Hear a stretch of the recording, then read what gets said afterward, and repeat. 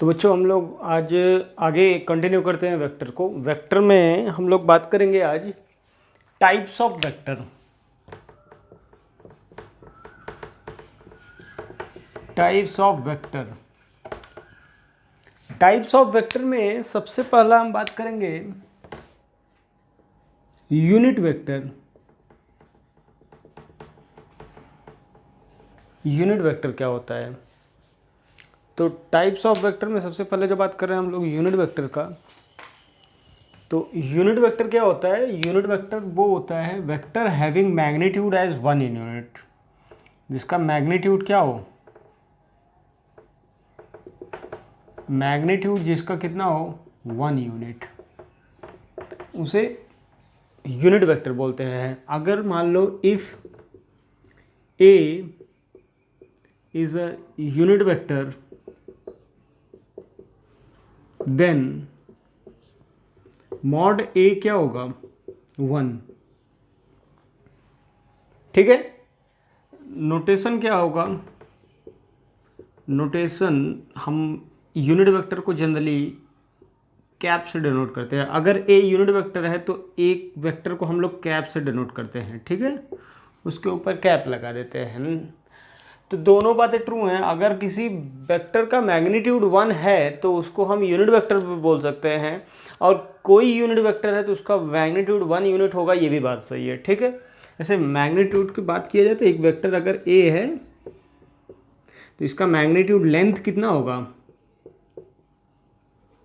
इसका लेंथ होगा 1 यूनिट। ठीक है, ये होता है यूनिट वेक्टर अपना। तो हम लोग एक बात जानते हैं कि किसी भी वेक्टर को, तो किसी भी वेक्टर को का यूनिट वेक्टर, किसी भी वेक्टर का यूनिट वेक्टर लिखने के लिए तरीका अपने को पता है कि हम लोग किसी भी वेक्टर का यूनिट वेक्टर कैसे लिख सकते हैं। कोई वेक्टर जो है वो मॉड, मैग्नीट्यूड और डायरेक्शन से बना है, तो ये क्या होता है?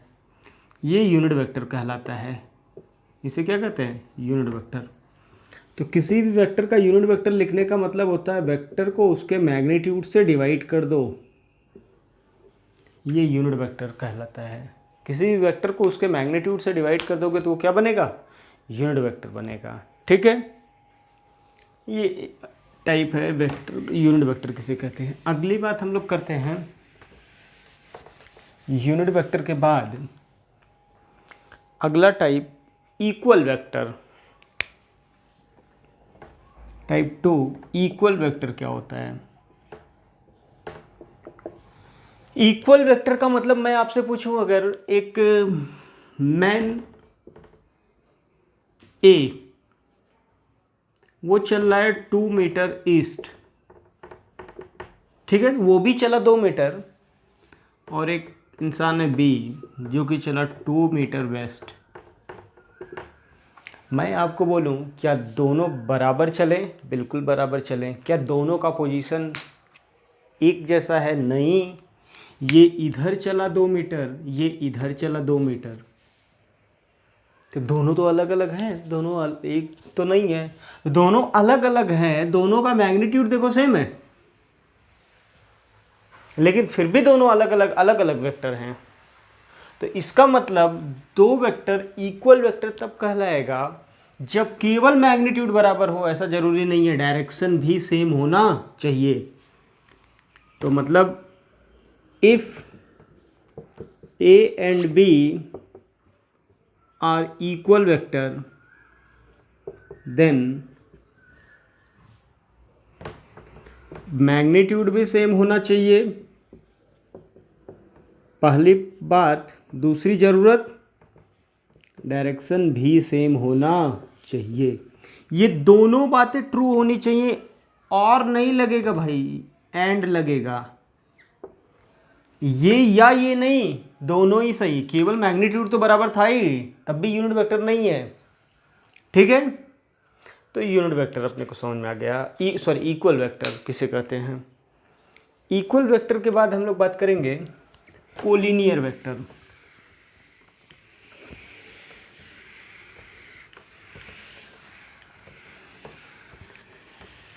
चलो एक और टर्म आता है उससे पहले, कोलिनियर से पहले, नेगेटिव वेक्टर। तीसरा टाइप क्या है? Negative vector. नेगेटिव वेक्टर क्या है कि जैसे मान लो एक वेक्टर ये है, नेगेटिव किसी एक का होता है। जैसे मान लो A is said to be negative of B if mod A equal to mod B and A cap is B cap। ठीक है, मैग्नीट्यूड वाइज बराबर हो। नेगेटिव का मतलब होता है जैसे +5, मैथ हम लोग जानते हैं ना, +5 -5, तो दोनों का मॉडुलस सेम है 5, दोनों नंबर सिस्टम पे अलग अलग दूरी पे हो ये, तो नेगेटिव वेक्टर का मतलब नेगेटिव हमेशा पेयर में होगा, किसी एक का कोई नेगेटिव होगा। जैसे मैं अभी अभी एग्जांपल जो दिया था, 2 मीटर ईस्ट और 2 मीटर वेस्ट, तो ये जैसे वेक्टर ए बोल दें, ये वेक्टर बी बोल दें, तो इस केस में आपको पता होगा 2 मीटर ईस्ट इधर होगा, 2 मीटर वेस्ट इधर होगा। ये दोनों कैसे वेक्टर हैं? नेगेटिव वेक्टर हैं। इस केस में ए इज नेगेटिव ऑफ बी, और हम यह भी कह सकते हैं बी इज नेगेटिव ऑफ ए। ठीक है, तो नेगेटिव वेक्टर हो गया। अगला टाइप की बात करेंगे हम लोग,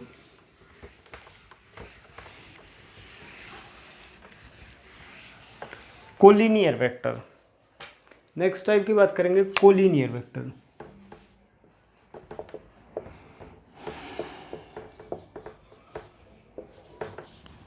तो कोलिनियर वेक्टर को ध्यान से समझा जाए तो इसको 2 पार्ट में डिवाइड किया जा सकता है। कोलिनियर नाम से क्लियर हो, सेम लाइन, एक ही लाइन में वेक्टर लाई करे, तो इसके नाम से क्लियर है। पैरेलल, एंटी पैरेलल,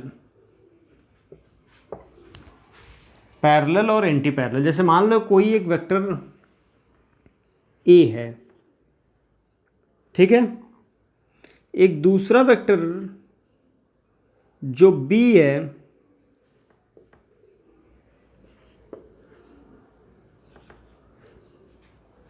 बी है, सी है, ये सब क्या बोले जाएंगे? Parallel vectors. अब कोलिनियर भी क्यों बोल सकते हो? देखो तो यार, कुछ लोग सोच रहे होंगे सर ये कोलिनियर एक लाइन में कहाँ है, एक लाइन तो ये होता है। तो मैं आपको बताऊं, प्रॉपर्टी वेक्टर की पहले भी पढ़ चुके हो कि वेक्टर को उठा के शिफ्ट किया जा सकता है, यहाँ पे ला के यहाँ पे लाइन पे रखा जा सकता है। ठीक है, तो पैरेलल का एकदम से मतलब ऐसा मत समझना कि एक ही लाइन में, पैरेलल का मतलब पैरेलल लाइन सारे हों, ठीक ना, सब एक जैसे लाइन में लाया जा सकने की possibility.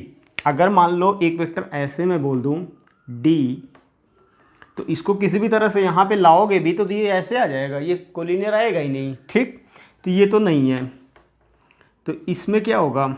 A B and C are parallel. अगर पैरेलल है तो कोलिनियर बोल ही सकते हैं। ठीक, पैरेलल का मतलब क्या होगा? डायरेक्शन भी सेम होना चाहिए। और यहाँ पे अगर हम वेक्टर ए कंसिडर करें, वेक्टर बी बोले, तो ये देखो वेक्टर ए के एंटी पैरेलल है, अपोजिट है। एंटी पैरेलल मतलब अपोजिट, ए के एंटी पैरेलल है बी, तो ए के एंटी पैरेलल। अगर मैं इधर बोल दूँ सी, तो अब ए सी पैरेलल हो गया। ठीक ना, तो एंटी पैरेलल का मतलब अपोजिट वेक्टर। ठीक, अपोजिट वेक्टर होने का अगर हम पैरेलल या एंटी पैरेलल के केस में ये जरूरी नहीं कि मैग्नीट्यूड सेम हो। मैग्नीट्यूड सेम हो भी सकता है, नहीं भी हो सकता है। नेसेसरी कंडीशन इज दोनों का डायरेक्शन सेम होगा। दो वेक्टर कोई भी हो, दोनों का डायरेक्शन सेम है, हम उसे बोल सकते हैं पैरेलल वेक्टर। अगर दोनों का डायरेक्शन अपोजिट होगा तो हम उनको बोल सकते हैं एंटी पैरेलल वेक्टर। जैसे कि इसमें एग्जांपल हम आपको ले लें, पैरेलल वेक्टर जैसे 4 metre north, 8 metre south, 8 metre north, तो ये दोनों आपस में कैसे बोले जाएंगे? Parallel vector. 4 metre north represent करो और 8 मीटर नॉर्थ रिप्रेजेंट करो, तो दोनों पैरेलल हुए, ठीक ना। जैसे एंटी पैरेलल में एग्जांपल लिया जा सकता है 2 मीटर नॉर्थ, 8 मीटर साउथ, तो 2 मीटर नॉर्थ, 8 मीटर साउथ, ये एंटी पैरेलल हो गए, ठीक ना। अब एंटी पैरेलल में मैं बोलूँ तो ज़रूरी नहीं है कि दोनों का मैग्नीट्यूड सेम हो। मैग्नीट्यूड सेम हो गया तो उसको नेगेटिव वेक्टर बोल सकते हैं, और मैग्नीट्यूड इक्वल हो गया तो उसे हम क्या बोल सकते हैं? Equal vector. तो इसका मतलब क्या, एक बात कंक्लूड कर सकते हो आप लोग, all the equal vectors can be termed as parallel vector and all the negative vector can be termed as anti parallel vector, but converse is not true. जैसे दो वेक्टर अगर इक्वल हैं तो पक्के तौर पे वो पैरेलल होंगे, और दो पैरेलल वेक्टर हैं तो ज़रूरी नहीं है वो इक्वल हो, ठीक है ना। यहाँ पे भी आगे चलते हैं हम लोग।